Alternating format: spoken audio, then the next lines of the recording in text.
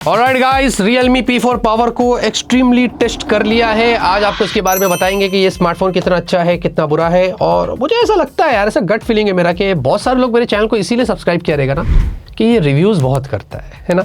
मैं आपसे प्रॉमिस करता है कि मैं रिव्यूज़ लेके आएगा। हमारे चैनल पर हम यही करते हैं, हर प्रोडक्ट के बारे में क्लैरिटी आपको दे देते हैं, साथ में कंपैरिजन्स भी हो जाते हैं। तो आई थिंक यार, thank you so much for the love and support मुझ पर ट्रस्ट करने के लिए। और मैं रिव्यूज़ कंपैरिजन्स में आपका ट्रस्ट कभी नहीं तोड़ने वाला। इनफैक्ट स्पॉन्सर वीडियोज़ भी रहते हैं, उसमें भी जहाँ पर कुछ चीज़ें खुली रहती है वो भी क्लियर बता देते हैं कि इसमें ये है, इसमें ये है, इसमें ये है, इसमें ये। फिर आपको लेना ना लेना वो आपकी मर्जी। लेकिन हम हमेशा से हमारे अनबॉक्सिंग वीडियोज़ में बोलते हैं, आपको याद होगा, अनबॉक्सिंग देखकर कोई भी प्रोडक्ट मत परचेस करिएगा, रिव्यू का इंतजार करिएगा। ये हमारे चैनल का गोल्डन वर्ड है, इसको बस समझ लीजिएगा। अब देखिए, सबसे पहले इसकी डिस्प्ले की बात करते हैं तो यहाँ पर आपको क्वाड कर्व मिल रहा है। जनरली Realme की प्रीवियसली भी जितने भी फोन्स देखेंगे ना, वो एक ही फॉर्मेट यूज़ कर रहे हैं। बहुत सारे लोगों को पसंद आएगा, कुछ लोगों को नहीं भी आएगा। बट मैं एक चीज़ कहूँगा, इसका जो एस्पेक्ट रेशियो ना वो अच्छा है, ब्रॉड है, फ्लैट जैसा फील होता है, लेकिन है नहीं। ये ऑब्वियसली क्वाड कर्व डिस्प्ले है। और हाँ, इसके बेजल्स मुझे बहुत अच्छे लगे हैं। इनफैक्ट इसमें आपको स्क्रीन गार्ड लगा कर दिया है, उसके ऊपर गोरिल्ला ग्लास 7i की प्रोटेक्शन मिल जाती है। डिस्प्ले जो है ना, ये 1.5 के रेजोल्यूशन के साथ आता है। और सेटिंग्स में ऑप्शंस दिया है फुल एचडी पर सेट करने के लिए, थोड़ा बैटरी लाइफ आप सेव कर सकते हैं। और 144 हर्ट्ज का आपको हाई रिफ्रेश रेट मिलता है। अब डिस्प्ले स्मूथ फील होता है, बट इनके एनिमेशन की वजह से थोड़ा स्लो भी लगेगा, बट वो चीज़ आपको यहाँ पर मिलती है। और हाँ, ये LTPS है, LTPO नहीं है। जनरली इस प्राइस में हमें यही देखने को मिल रहा है, जहाँ पर ये साइज़ भी छोटी नहीं है, बड़ी साइज़ है, क्लोज टू 6.8 इंच की। तो एक चीज़ अच्छी है, लोगों को बड़े डिस्प्ले वाले फ़ोन चाहिए तो वो इसके लिए ये फ़ोन मेरे हिसाब से सही रहेगा।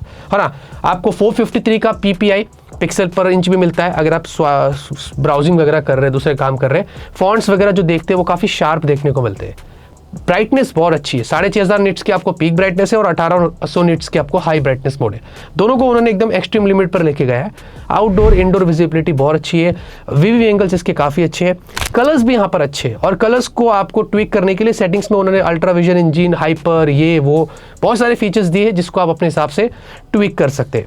लेकिन एक चीज़ हमने नोटिस किया डिस्प्ले में, जब आप YouTube पर 4K वीडियोस देखते हैं तो लैंडस्केप से वर्टिकल में जाने के लिए और वर्टिकल से लैंडस्केप में जाने के लिए वो लैग हो जाता है। और इनफैक्ट थोड़ा सा वीडियो में 4K में भी अगर आप जूम इन जूम आउट करते हैं तो हमने वहाँ पर थोड़ा सा स्टटर और लैग देखा है। तो इसको आई थिंक कहीं ना कहीं फिक्स किया जा सकता है। बाकी नेटफ्लिक्स पर आपको स्पेशल है, HDR वगैरह आप देख सकते हैं, और यूट्यूब पर भी ऑब्वियसली HDR वगैरह है, और ये सारी चीज़ें आपको मिल जाती है। तो आई थिंक जितना भी हमने एक्सपीरियंस किया है प्राइस के हिसाब से, ओवरऑल डिस्प्ले का एक्सपीरियंस ना अच्छा है। अब देखिए, Realme UI 7 के साथ आपको मिलेगा ऑब्वियसली, तो ये चीज़ अच्छी है। Realme मतलब Android 16 के साथ इसको लॉन्च किया है, और साथ में उन्होंने 3 साल की अपडेट्स की बात करी है। पहले ऐसा नहीं होता था, पहले 2-2 साल के अपडेट्स देते थे। एटलीस्ट 3 साल के अपडेट्स आपको मिल रहे हैं, 4 साल के सिक्योरिटी पैचेस से, और टाइमली अपडेट्स आते रहते हैं। बाकी इसमें जो फिलहाल के लिए हमने चेक किया at the time of shoot, तो अभी सिर्फ दिसंबर का ही सिक्योरिटी पैच है, मतलब फरवरी का महीना है, अभी तक उसके ऊपर कोई अपडेट आया नहीं है। बाकी इसमें हमने कुछ प्री इंस्टॉल्ड ऐप्स देखे जिसको हम ब्लोटवेयर्स बोलते हैं, जो Realme के फोन्स में रहते ही रहते हैं, चाहे वो प्रीमियम हो या बजट फोन हो। इनके ग्लांस व्लांस भी आपको देखने को मिलेंगे, लेकिन आप सबको डिसेबल करना पड़ेगा। और हाँ, आपको एक ऐप मार्केट वाला भी ऐप देखने को मिलता है जिसके भी अननेसेसरी नोटिफिकेशंस आते हैं, तो इसमें भी जाके इसको भी डिसेबल करना पड़ेगा। तो ये सारी चीज़ें आपको ख्याल करनी पड़ेगी। स्टॉक डायलर है वैसे, आपको अगर कॉल रिकॉर्डिंग वगैरह करना है तो वो सारी चीज़ें आप यहाँ पर कर सकते हैं। लेकिन याद रहे दोस्तों, एक ऐसा फीचर जो हमने Realme GT 8 Pro में देखा था, जो कि गेम के दौरान आपको साइड विंडो में बहुत सारे मल्टीपल ऐप्स यूज़ करने मिलते हैं, है ना, वो इस वाले Realme UI 7 में नहीं है, क्योंकि ये जिस तरीके की चिपसेट यूज़ करी इसमें वो सारी चीज़ें सपोर्ट नहीं करता है। तो उस हिसाब से यहाँ पर ये चीज़ मैं यहाँ पर क्लियर कर रहा हूँ। बट एक चीज़ आपको इस फ़ोन में जो सबसे अच्छी देखने को मिलती है, और मैं काफ़ी इंप्रेस्ड हूँ उससे, वो है इसकी बैटरी। लिटरली ये काम भी करती है उतना, जिसके बारे में आपको अच्छे से इस वीडियो में अभी बताएंगे, जहाँ पर ये 10,001 mAh के साथ आपको मिलता है। और इंडिया का पहला भी फ़ोन है ना जितनी हाई कैपेसिटी की बैटरी के साथ ही आया है। 80 वॉट का चार्जर आपको बॉक्स में दिया गया है। अब इसे अगर चार्जिंग की बात करें, जो कि बहुत इंप्रेसिव बात है कि पता चलना चाहिए ना कि 80 वॉट से कितना चार्ज हो जाता है, 10,000 mAh की बैटरी है। तो देखिए, 50% चार्ज होने के लिए इसको 47 मिनट्स लगा था हमारी टेस्टिंग में, और फुल चार्ज करने के लिए लगभग 2.25 घंटे लग गए थे। तो ये ज़्यादा टाइम ले लिया ऑब्वियसली, लेकिन हाँ, बैटरी भी कैपेसिटी भी इतनी ज़्यादा है ना, तो ये भी आपको समझना पड़ेगा। और चार्जिंग में डिपेंड करता है, कभी हमारी टेस्टिंग में इतनी हुई तो आपकी कुछ और भी हो सकती है, तो इसको थोड़ा सा समझ लेना। लेकिन एक चीज़ जो सबसे इंटरेस्टिंग आपको इस फ़ोन में देखने को मिलती है, वो है इसकी बैटरी बैकअप, जो लिटरली काम करती है। हमने यहाँ पर जो है ना दोस्तों, इसमें 5:30 बजे सुबह के अंदर टेस्टिंग करी थी 100% फुल चार्ज करके, और हमने इसमें बहुत सारे काम किए हैं जो जनरली दूसरे फ़ोन्स में टेस्टिंग करते हैं रिव्यूज़ में, इसमें भी वैसे ही किया था। भाई, ये स्मार्टफोन में 18 घंटे का स्क्रीन ऑन टाइम मिल गया है भाई। लिटरली लास्ट हमने सबसे बेस्ट स्क्रीन ऑन टाइम अगर किसी फ़ोन में देखा था तो वो ओप्पो के K13 में देखा था, कुछ आई थिंक 10 से 11 घंटे के आसपास था। ये भाई 18 घंटे का स्क्रीन ऑन टाइम दिया है। तब जाकर ये 2% हो गया था। और उसके बाद हमने सोचा इसको स्टैंड बाय में डाल के देखते हैं ना कि 2% के बाद ये कब डेड होता है। तो भाई हमने रात में 12:41 पर स्टैंड बाय में 2% में डाल के छोड़ दिया था। सुबह के 10 बजे तक ये 1% ही ड्रॉप हुआ स्टैंड बाय में। सोचो, तो इससे एक चीज तो क्लियर है कि भाई ये स्मार्टफोन में आपको 2-3 दिन का बैकअप आराम से दे देगा, इसमें कोई डाउट नहीं है। फिर आप इसमें कितना भी हैवी काम करो, कितना भी लाइट काम करो, एक चीज जो उन्होंने दिया है वो काम कर रही है और ये हमारी टेस्टिंग में सामने निकल कर आया है। लेकिन एक इशू इस फोन में है जिसके बारे में बात करेंगे। ब्रांड ने क्लेम किया 27 वॉट का आपको रिवर्स वायर्ड चार्जिंग मिलता है, जो जनरली वैसे काम नहीं कर रहा है। हमने जब हमारे आईफोन में कनेक्ट करके इसको चार्ज करने की कोशिश करी तो वो 27 तो नहीं जा रहा है, सिर्फ 7 ही जा रहा है, 7 वॉट जाता है।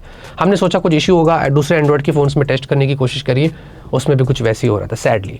फिर उसके बाद उन्होंने जैसे कि क्लेम किया था ना कि आईफोन 16 प्रो को आप आधे घंटे में 50% चार्ज कर सकते हैं। अब 7 वॉट ले रहा है तो भाई कैसे करेगा वो? तो हमारे वाले टेस्टिंग में तो भाई आधे घंटे के अंदर लगभग 21% ही चार्ज हुआ था और सवा घंटा लग गया था उसको आईफोन 17 को लगभग 50% चार्ज करने के लिए। लेकिन उसके बाद भी अराउंड इसमें 72% बैटरी रिमेनिंग थी। तो ब्रांड ने जैसे क्लेम किया था कि आईफोन को आप 50% चार्ज करने के बाद भी पूरा दिन यूज कर सकेंगे, वो क्लेम सही है। तो उसके बाद भी 72% रिमेनिंग थी, मतलब एक दिन का बैकअप आपको जनरली मिलना चाहिए। तो ये एक चीज़ है और आई थिंक मुझे लगता है कि जो रिवर्स वायर्ड चार्जिंग का चीज़ है उनको कहीं ना कहीं ये फिक्स्ड करना चाहिए। कैमरे को भी दोस्तों एक्सप्लोर करते हैं। मैं जनरली एकदम से पहले ही आपको हिंट दे देता हूँ, ये कैमरा सेंट्रिक फोन नहीं है। उन्होंने जिस पर टारगेट किया है उस पर पूरा काम किया है, लेकिन ये कैमरा सेंट्रिक फोन नहीं है। 50 मेगापिक्सल प्राइमरी सेंसर है जो कि काफ़ी पुराना है, IMX882 जो कि OIS दिया गया है, और अल्ट्रा वाइड सेंसर यहाँ पर आपको मिल जाता है। 4K 30 FPS में रियर में शूट कर सकते हैं, 16 की सेल्फी, और यहाँ पर 4K नहीं है, ये फुल HD 30 FPS पर है। और पोर्ट्रेट में भी जनरली आपको ज़्यादा जूम नहीं है, सिर्फ 1x और 2x ही मिलता है। और फोटो में एक चीज़ अच्छी कि डिजिटली आपको 20 टाइम्स का जूम दिया गया है और वीडियो में लगभग आप 10x तक यहाँ पर जूम कर सकते हैं। अब देखिए पिक्चर क्वालिटी की बात करें तो भाई देखिए हमने कुछ पोर्ट्रेट फोटोज वगैरह लिया था, मुझे ठीक लगे। मतलब आप देखेंगे 1x 2x वाले फोटोज में आपको दिखा रहा हूँ, और ये बंदा स्पेक्स पहना हुआ है। स्पेक्स में एज डिटेक्शन को मेंटेन करना एक डिफिकल्ट प्रोसेस होता है, बट यहाँ पर कहीं ना कहीं इसमें एक काम अच्छा किया गया है जो आप देख सकते हैं। थोड़े बहुत स्लाइड बूस्टेड होते हैं कलर्स, वो आपके सामने है।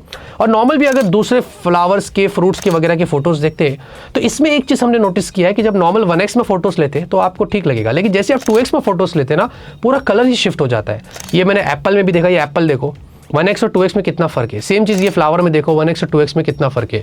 तो आई थिंक जनरली ये नोटिस किया था मैंने, कलर शिफ्ट के इश्यूज यहाँ पर पोर्ट्रेट में, जूम में दिखाए जाते हैं। सेल्फी की भी बात करेंगे तो सेल्फीज अच्छी निकल कर आती है, कुड हैव बीन बेटर मैं पहले तो ये बोलूँगा, लेकिन हाँ एज डिटेक्शन के थोड़े बहुत इशूज़ है जो यहाँ पर मुझे दिखाई दे रहे हैं। और रियर वीडियो में भी थोड़ा बहुत फ्लिकर के इशूज़ है जब आप वॉक करते हैं स्टेबलाइजेशन में। इनफैक्ट जब आप वीडियो को थोड़ा सा मूव करते हैं ना तो थोड़ा सा यहाँ पर सैचुरेशन का इशूज़ था जो मैंने यहाँ पर नोटिस किया था। वैसे इसमें पोर्ट्रेट वीडियो नहीं है, बट आपको वीडियो में f-stop को एडजस्ट करने का ऑप्शन दिया गया है, हमने वो किया था। तो वहाँ पर थोड़े बहुत ब्लर के और फ्लिकरिंग के इश्यूज थे, वो सेल्फी में भी होता है और वहाँ पर भी हमने कुछ वैसे ही नोटिस किया था। बाकी सेल्फी वीडियो भी अगर आप देखेंगे तो ठीक ही थे, और इसमें थोड़े बहुत फ्लिकर के इश्यूज थे जब हम यहाँ पर वॉक कर रहे थे। और अगर ऑटो फोकसिंग की बात करें तो ऑटो फोकसिंग में मुझे एज सच कोई इश्यूज देखने को नहीं मिला, और स्लो मोशन भी मुझे ठीक ही लगा था। मैक्स 240 FPS पर है, 720p, और फुल HD आपको 120 FPS। लेकिन जो 20 टाइम्स वाले डिजिटल जूम वाले जो फोटोज है वो मुझे थोड़े से ठीक लगे, क्योंकि डिजिटली काम कर रहे हैं, टेलीफोटो तो है नहीं, तो उसकी क्वालिटी आपको ठीक ही मिलेगी। नाइट के फोटोज भी अगर आपको दिखा दो तो भाई रियर पोर्ट्रेट थोड़े अच्छे निकल कर आते हैं, लेकिन थोड़े वार्म हो जाते हैं और इसको थोड़ा सा बेटर किया जा सकता है। मैं नॉर्मल और जूम दोनों आपको दिखा रहा हूँ। इनफैक्ट फ्लैश भी आपको ठीक ठाक मिलते हैं। स्काई में थोड़ी सी गोस्टिंग है, ज़्यादा नहीं है बट है थोड़ी सी। और सेल्फी पोर्ट्रेट वगैरह भी देखेंगे तो ये भी आपको थोड़ी ठीक मिलती है। इसमें भी थोड़ा बहुत स्लाइटली एज डिटेक्शन के इशूज़ मैंने नोटिस किया था। और नाइट वीडियो देखते तो यहाँ पर थोड़े बहुत फ्लिकर है और गोस्टिंग है, लेकिन क्लैरिटी अच्छी है और सेल्फी वीडियो मुझे ठीक ठाक लगी। फिर भी मैं गूगल ड्राइव की लिंक डिस्क्रिप्शन में दे रहा हूँ, आप वहां पर जाके चेकआउट कर सकते हैं। अब परफॉर्मेंस के लिए दोस्तों देखिए आपको मैं क्लियर बता दूं, ये परफॉर्मेंस सेंट्रिक फोन नहीं है, जैसे कि मैंने पहले ही बता दिया, ये फोकस किसी और चीज पे कर रहे हैं। फिर भी उन्होंने इसमें क्या दिया है, डायमेंसिटी 7400 अल्ट्रा। अब ये जो चिपसेट है ये बेसिक है, जो कि हमने बहुत सारे फोन्स में देखा है जो 20,000 के नीचे आ जाते हैं। इसमें आपको LPDDR4X है और UFS 3.1 यहाँ पर दिया गया है। इसकी जो रीड राइट की स्पीड है वो ठीक है, ऑन पेपर्स में आपको यहाँ पर बता रहा हूँ। बाकी इसमें हमने जब Antutu किया, आप स्कोर्स देख सकते हैं, क्लोज टू 1 मिलियन के आसपास है। अब देखिए ये Antutu वर्जन 11 है तो उसके लिए स्कोर्स आपको ज़्यादा मिलेंगे। पहले आपको जो वर्जन 10 होता था उसमें कुछ स्कोर में फ़र्क होते थे, लेकिन इसमें एक चीज़ अच्छी कि ये 42 डिग्री सेल्सियस ज़्यादा हीट नहीं हुआ था। सेम चीज़ हमने CPU थ्रॉटल किया, उसमें भी 85% था, उसमें भी ज़्यादा हीट नहीं हुआ। Geekbench के भी स्कोर्स आपके नॉलेज के लिए दिखा रहा हूँ। इनफैक्ट 3D मार्क में भी स्टेबिलिटी अच्छी थी और ज़्यादा हीट नहीं हुआ था। एक चीज़ मैं आपको क्लियर बता देता हूँ, ये जो चिपसेट है डायमेंसिटी 7400 अल्ट्रा, इस पर कितना भी स्ट्रेस डाल रहे हैं आप, ये ओवर हीट नहीं करती है। इनफैक्ट गेम के दौरान भी ज़्यादा हीट नहीं होता है। हमने जितने भी गेम्स खेला है वो 41 से 43 के बीच में ही रहता है, वो सारे आप यहाँ पर देख सकते हैं। और गेमिंग चिपसेट नहीं है तो उसके बाद भी फिर भी उन्होंने BGMI में 90 FPS दिया है। इसमें आप एवरेज FPS देख सकते हैं। कॉल ऑफ ड्यूटी भी 90 FPS है। जेंशिन इम्पैक्ट में भी एवरेज FPS ठीक है, मतलब 51 के आसपास है। वुदरिंग वेव्स भी डाला है, जबकि ये फ़ोन उसके लिए बना नहीं है भाई, फिर भी वुदरिंग वेव्स में भी आप देखेंगे तो मैक्स और एवरेज बहुत आपको 24 FPS तक है। हमने रेड डेड रिडेम्पशन भी डाला था, वो भी चल जाती है और वो भी अराउंड 28 FPS तक आ जाता है। मतलब गेमिंग चिपसेट है नहीं, बट टू सम एक्सटेंड आप यहाँ पर कुछ गेम्स यहाँ पर ट्राई कर सकते हैं। मैं ऐसे यहाँ पर बोलने वाला हूँ, बट मैं ऐसा नहीं बोलूँगा कि सिर्फ गेम ही खेलो, ये दूसरे नॉर्मल टास्क हैंडल कर लेता है गेम के अलावा। लेकिन उसके अलावा हमने इसमें कुछ ऐप ओपन क्लोज करके देखा है, स्पीड टेस्ट करके देखा है, तो ये काम अच्छे से कर लेता है। डे टू डे के टास्क हैंडल करता है, बट थोड़े बहुत ऐप्स इसमें रीलोड हो जाते हैं। और जनरल जो टाइम भी लिया था ना इसने सारे ऐप्स ओपन क्लोज करने का, वो 2 मिनट्स 47 सेकंड्स के आसपास था। अगर इसको मैं अपर मिड रेंज या प्रीमियम फोन से कंपेयर करूँ तो वो लगभग 2 मिनट के नीचे हो जाता है। ये 2 मिनट से थोड़ा ज़्यादा लेता है, क्योंकि चिपसेट में प्राइस में भी फर्क है। बाकी लुक एंड फील की बात करें तो ये जो सिल्वर वाला है ये ठीक है, आपको डुअल टेक्सचर में आता है। इसमें एक ऑरेंज और आई थिंक एक पर्पल कलर भी आपको, या ब्लू ऐसे कुछ है। अब वो थोड़े दोनों कलर मुझे ज़्यादा अट्रैक्टिव लगे, तो अगर आप ट्राई करोगे तो वही वाले कलर लेना तो ज़्यादा अच्छा लगेगा। बाकी ये आपको 224 ग्राम्स का 9.2 mm की थिकनेस है। ये मैनेज किया है मैं जनरली कहूँगा तो, क्योंकि ये 10,000 mAh बैटरी होने के बाद भी ऐसा फील नहीं होगा कि इसमें 10,000 mAh की बैटरी है, क्योंकि 10,000 mAh के पावर बैंक्स आप देख लो वो बहुत मोटे मोटे होते हैं, फिर भी ये फ़ोन में आपको उतना दिया है और इसके उन्होंने बिल्ड क्वालिटी और वेट एंड थिकनेस को मेंटेन किया है। बाकी पॉलीकार्बोनेट बैक है, पॉलीकार्बोनेट फ्रेम्स आपको मिलते हैं। अंडर डिस्प्ले फिंगरप्रिंट सेंसर जो कि ऑप्टिकल है, और स्पीकर इसमें अनफॉर्चुनेटली सिर्फ सिंगल है और ये अराउंड 84 dB तक चला जाता है, जो कि हमने डुअल वाले 90 के ऊपर देखे, तो ये एक इसका डील ब्रेकर हो सकता है। बहुत सारे लोगों को शायद पसंद ना आए।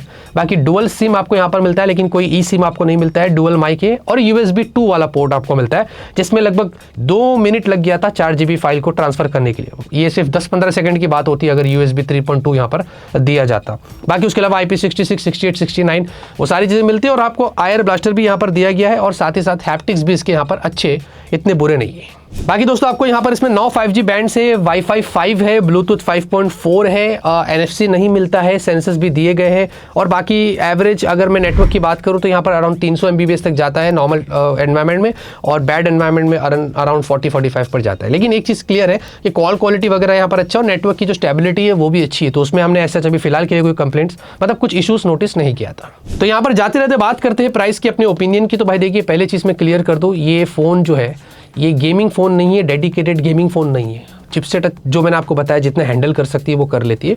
बाकी एक कैमरा सेंट्रिक फ़ोन नहीं है, ये भी आपको समझना है। लेकिन अगर आपकी प्रायोरिटी है कि मेरे को बहुत अच्छी बैटरी वाला फ़ोन चाहिए, पूरा टाइम आपको इसमें हैवी टास्क करने हैं, 3 से 4 दिन का बैकअप चाहिए, लिटरली ये स्मार्टफोन उसके लिए बना है। और ये स्मार्टफोन में आपको बैटरी बैकअप में कोई कंप्लेंट नहीं होने वाली है। हमारे यूनिट में हमने जितना टेस्ट किया है इतना मैं आपको यहाँ पर क्लियर बता रहा हूँ। तो मैंने बता दिया कि ये फ़ोन किसके लिए है। प्राइसिंग की बात करें तो आपको 8,128 से स्टार्ट होता है, फिर 8,256 और एक 12,256 है, 26,000 की प्राइस है। मेरे हिसाब से पहली चीज़ तो ये कि 8,128 नहीं होना चाहिए था, 8,256 से ही स्टार्ट करते तो ज़्यादा अच्छा होता, क्योंकि 128 GB अभी 25,000 के ऊपर ना थोड़ा कम हो जाना चाहिए। बट हमें पता है अभी सारी ब्रांड्स अभी कर रही है, तो इन्होंने भी कुछ वैसे किया है। 25,000 की रेंज की आपको यहाँ पर प्राइस मिलती, थोड़ी कम होनी चाहिए थी, बट स्टिल मैंने आपको रिक्वायरमेंट बता दी है कि किसके लिए ये फ़ोन बना है, किसके लिए ये फ़ोन नहीं है। बाकी अगर आपकी दूसरी रिक्वायरमेंट है तो मार्केट में बहुत सारे फ़ोन्स अवेलेबल है, लेकिन अगर आपकी सिर्फ बैटरी प्रायोरिटी है तो आई थिंक एट प्रेजेंट फिलहाल के लिए यही एक ऐसा फ़ोन है जो आपको क्रेजी बैटरी बैकअप देता है, जो आप जाकर यहाँ पर देख सकते हैं। इस वीडियो में मैंने आपको जो भी इस फ़ोन के बारे में था क्लियर कर दिया है, बता दिया किसके लिए किसके लिए नहीं। ऐसे रिव्यूज़ हमारे चैनल पर आते रहेंगे। लाइक शेयर सपोर्ट सब्सक्राइब करिए। तब तक के लिए ऑलवेज कीप स्माइलिंग।